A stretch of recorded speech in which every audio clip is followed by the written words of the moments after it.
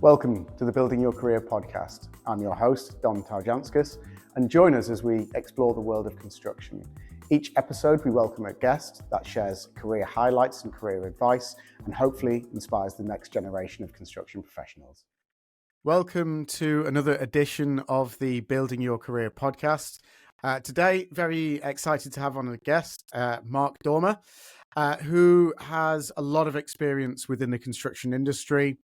Has worked in many different sectors, knows a lot of different people, and more importantly, has seen a lot of people rise through the ranks. So is someone who can share a lot of insights and share a lot of wisdom into the construction industry, particularly for people who are first starting off as well. So, Mark, I'll hand it over to you. Could you tell us a little bit about yourself and in particular the kind of different sectors and industries that you've worked in? Yeah, sure. Thanks, Tom. Thanks for having me on. And hello to the guests and the people that are watching. I've been in the industry a long time. I started out as a civil engineer. I went through the apprentice route where I joined a local company. I worked sort of 3 days a week and went to Brighton Polytechnic University back then and gained my civil engineering degree in construction. So I've worked in many sectors. I've worked for probably big major chip organisations, quite a few. I've worked in retail, I've worked on MOD, I've worked in hotels and leisure, education, residential, fulfilment centres.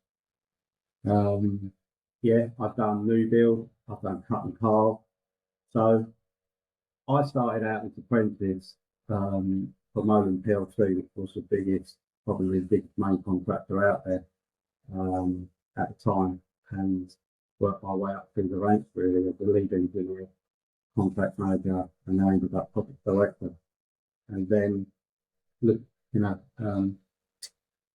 within the, when I've mentored lots of young teams, and I've mentored lots of young people, especially starting out in the industry. And I get a lot of on LinkedIn. I get a lot of messages asking my advice because obviously I've worked for different organisations and been a senior director now for quite a few years.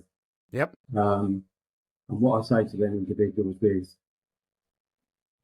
I basically went through different sectors for knowledge and to gain knowledge from. So I went from externals into internals. I've looked after, when I was going through the ranks as a manager, I looked after different packages to strengthen my construction knowledge overall. So I looked after M&E, facades, groundworks, roof, frame, fit out. And I found that made me a stronger individual as a manager. And I've looked after things from 15 up to 100. 150 members that report into me. So my advice to young individuals wanting to come into the industry or in the industry, there's different routes. Obviously, there's university routes, there's graduate routes, apprenticeships. I'm a great believer in apprenticeships. I believe that within the UK, we need to do more in that way. I've been lucky and fortunate enough that I've worked with blue chip companies that have done really good graduate schemes. With our subcontractors, we've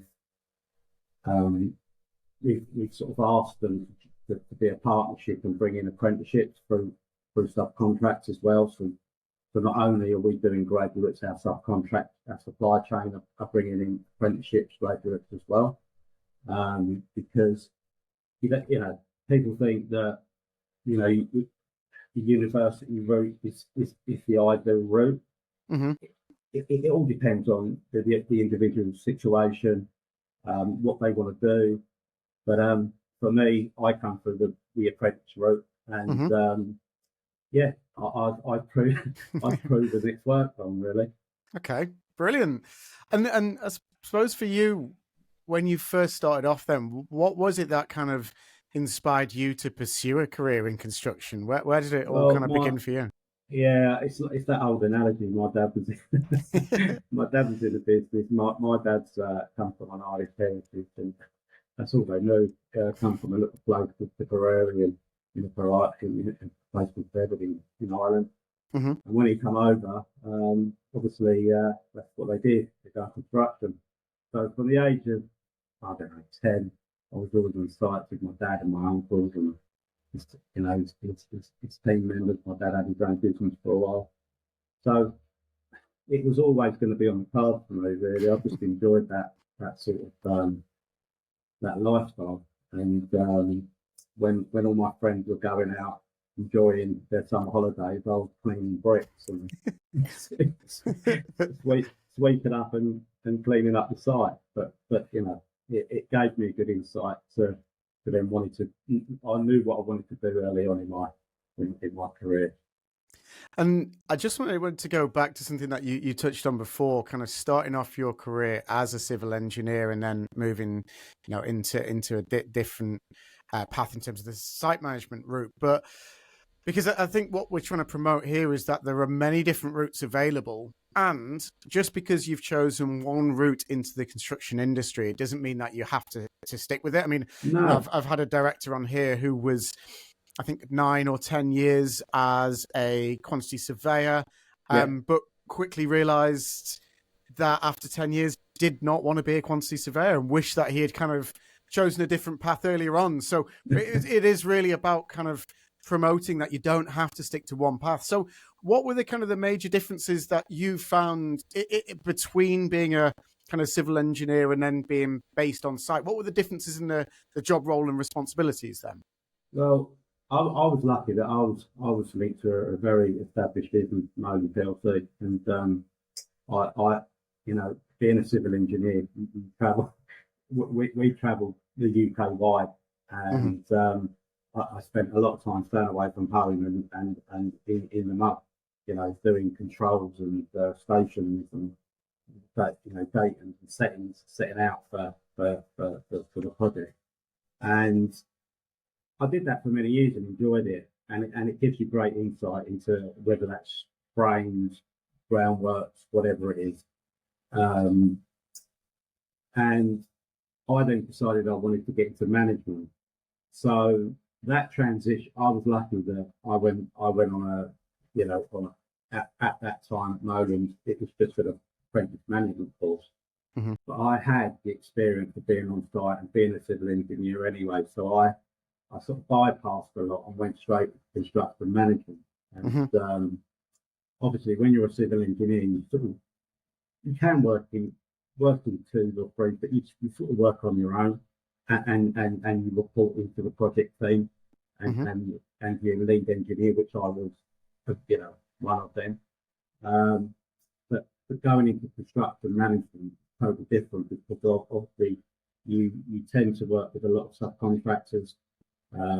Your reporting is different as well. So you're reporting to a senior construction manager or a project manager or project lead, and then obviously you've got your directors. So there's quite a few reporting to report into. But I found growing through that management tier. I knew what I wanted to do. I knew I would be a manager, then step up to a project manager, project lead, project director, and so forth. So for me, I just followed that path. Mm-hmm. And the good thing about construction management is that you get involved from pre-construction stage right through to post. So and your client facing, Mm-hmm. you're working with consultants, architects, structural engineers, um, and obviously the whole thing from commercial to procurement to delivery to technical. So it really gives you that great insight. And you talking about some directors or some individuals that we had on before that have changed roles from Mm-hmm. QS to delivery. I've seen that happen many times. And it's I suppose some individuals they start out and think, all right, I'm great with numbers, I like maths, and I like, you know, and then they get involved with actual delivery. They see the delivery side of it, and they think, oh, I like to try that, and they do, and then you know your whole sort of you do a 360 sort of, Yeah. But look, as you grow up through the ranks, I found as you get to a senior role, i.e. operations, contract manager, project director, you're involved, you know, in all the construction areas, from procurement, from tender stage, from estimating to delivery, you know, supply chain, everything. So, you know, it's good to get that all-round knowledge early on and try and build your career that way. That what for me it worked, and for many others that I know within the industry. I know a lot of people, and doing different roles within organisations has strengthened them to be what they are now. Yeah, definitely. I mean, that leads quite nicely onto our next question as well, is that, you know, if you could kind of turn back the hands of time then and speak to your younger self when you first started out and give yourself a little bit of advice, you know, what one piece of advice would you give your younger self? That's a good question. That's a good question, Tom. Quite a long time ago as well. So I mean, I was lucky. I stayed in the first company that I was in. I stayed in for 19 years. Mhm. So I sort of grew, sort of organically grew with that. Yeah. Um, but what I would say is, if I was talking to myself, it's just to absorb and be like a sponge, and if there's any, I've been fortunate in a lot of businesses that I've been. They've done a lot of training, and you know you can gain qualifications through internal training within the company that you work for. Hmm. And unfortunately, because I was an engineer in my early days, I was constantly travelling the country. But Hmm. if I could have done more training at that point in my early days, I definitely would have done it. So Hmm. what I would say to myself is try and find a route where you've got more training. Because my process is a lot slower than others that probably done more qualifications in their early days than I did. Yes, I had a civil engineering degree Hmm. and I had a construction degree, but I still needed more in my early days. But today's different from, there's, you know, companies out there that I've worked for, like fantastic training for young individuals, and Hmm. you can go through that. You can go through that process quite rapidly now. Are you a job seeker, tired of endlessly scrolling through job boards with no success? Has your job search hit a dead end? Well, we're here to tell you there's another way. Here at Quest Personnel, we offer a variety of free resources to help job seekers just like you. Our team of expert recruiters is here to help you through every step of the job search process, from CV writing to interview techniques. But that's not all. We also offer exclusive access to workshops, networking events, and other job roles that you simply won't find anywhere else. So what are you waiting for? Get in touch now on our website, questpersonnel.co.uk. Yeah, okay. And again, that leads very, very nicely on to our next question as well. You know, obviously you've come from kind of different backgrounds, mentioned the training side of things there as well. So for maybe some of our listeners who are interested in getting involved in the construction sector, what are the different options available to first make a start out? And maybe what are some of the what is some of the training that's available via companies in order to help people, you know, make that first step on the ladder? Well, obviously, as I mentioned before, with, you know, if you come in as an apprenticeship, you'll do an apprenticeship for 3-4 years, you know, and it's usually a trade apprenticeship.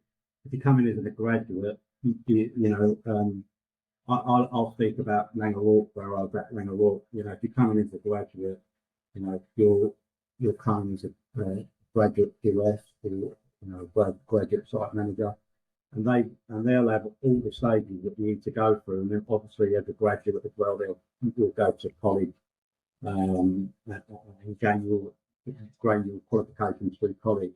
But Hmm. you know, even if, you know, depending on what you want to be, you know, within the construction industry, you know, obviously always get your health and safety. That's key. Yep. The Yeah. Yep. CSCS cards. I mean, I've got my black, I've got my, it's very strange for directors to have black card. I've still got my black card. For me, it's a really important thing. Knowing health and safety is key. It doesn't matter whatever any role you're in. And then just once you sort of hit the role or the department you want to be in, I you want to be a quantity surveyor, you want to be a site manager, you want to get procurement, you want to get into logistics, then obviously that company will model the qualifications and training that you need within that. But I've worked for many companies where they're fixing up, and they've all got fantastic training things, and yeah, it was very. They were very geared up in bringing young talent through, which we want to hear, which all your viewers want to hear as well. So. Yeah, definitely. And I think, for a lot of people out there, we've had guests on from Morris Rowe, Sir Robert McAlpine. So sometimes even those larger companies that you think, oh, I might not get as much exposure or as much kind of knowledge, those larger companies would have real specific training programs in place, and Wilmot Dixon as well, for people to come in and really gain that exposure and gain exposure in a lot of different disciplines from kind of day one. As you said right at the beginning, it's all about getting like different exposure to different things in construction to gain that knowledge at the beginning, and it's going to really hold you in good stead for the future, really. Absolutely. And also, Don, smaller SMEs and subcontractors now, they've got training programs. Yeah. I deal with them day in, day out. Yeah. And where subcontractors have grown with main contractors over the years, they've implemented the sort of same training on a smaller scale. But as I said, even if you want to go in as an apprentice somewhere, to an M&E company, a carpentry company, roofing, brick, whatever you want to get into, you'll get good training, and they'll make sure you get all the qualifications you need to be the best of what you want to be. Okay, perfect. So just leading on to kind of our final question as well, I know the CIOB has published a report recently to say we need 250,000 more people in the UK construction industry by 2027. So obviously, we need to do more to promote the industry, not just as a whole, but promote it as an exciting career option, particularly for the younger generation as well. So what can, I suppose, going out to as a company, what can companies do, but also to individuals at director level as well? What can they do to both attract, nurture, and also retain young talent in the industry?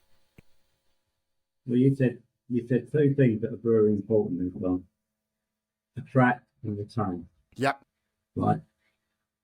All companies, large or small, are only as good as the people and the individuals they got within it. And they will only get longevity if they attract the talent, the right talent, and retain the talent. And I've worked in big organisations, and I've been. If you spoke to 100 people about me, they'll say, Mark, what's your passion? My passion is mentoring individuals, especially young talent, new talent, and to bring young talent to take my place when I do hang my hat up. And the only way we're going to do that is to use the tools like LinkedIn and other platforms to start really pushing it out there, because we all know the shortage of good individuals and shortage of individual labour in the UK is short. We know that. It's on the news every single day. It's on construction, it's in the papers. But we need to bring in good young individuals from all sectors of life, from all walks of life, give them that opportunity, to shine. And for me, it's about giving them the tools to do it with, giving them PDP, personal development plans, so they can see their future, and to a good few big organisations do mentoring, which I've done in my career. Mm-hmm. And what organisations need to do, whether they're small or large, is to ask experienced people like myself to mentor young talent. Yes. And, I often put on LinkedIn, if there's people out there that need advice, just DM me. Yeah. Because if I can help young talent stay in the industry, then when I'm gone, the industry is going to be good, right? Yeah. And then you've heard it here first. That's a reoccurring theme, is that don't be afraid to ask questions. And Mark is testament to that.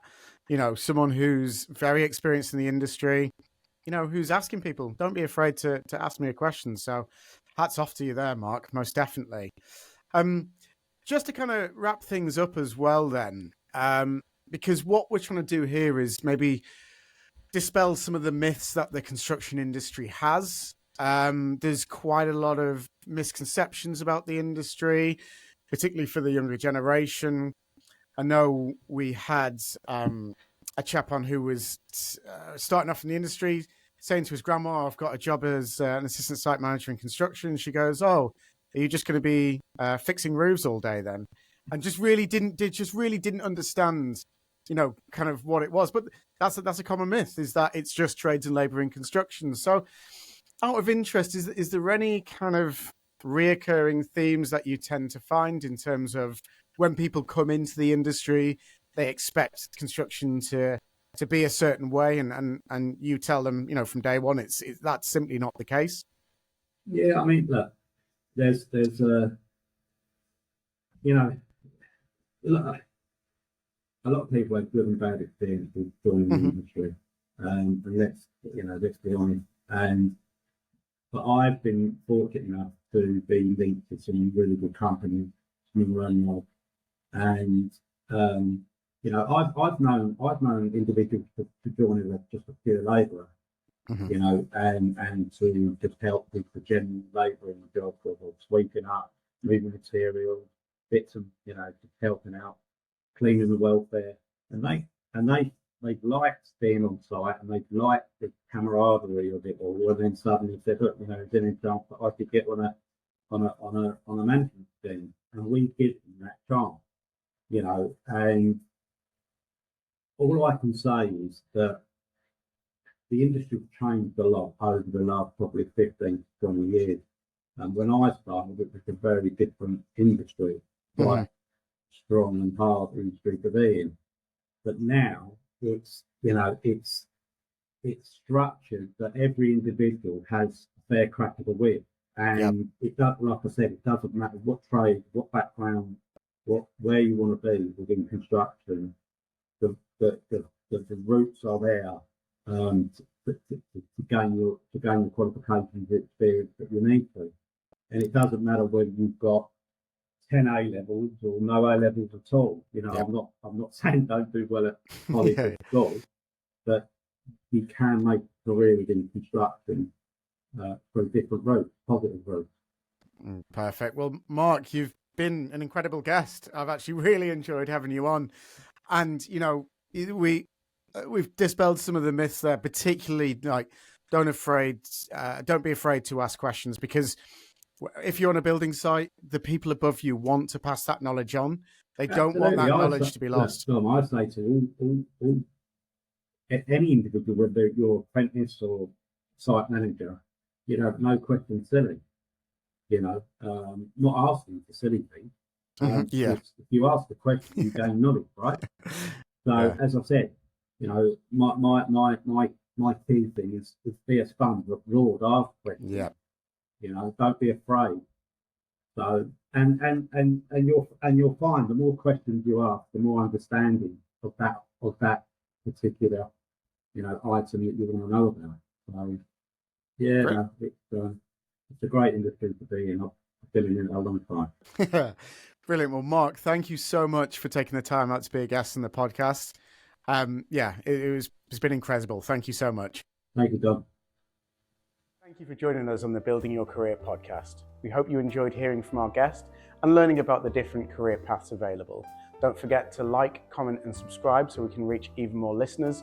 And if anyone wants any free CV advice or simply wants to know the options available to them, don't hesitate to get in touch.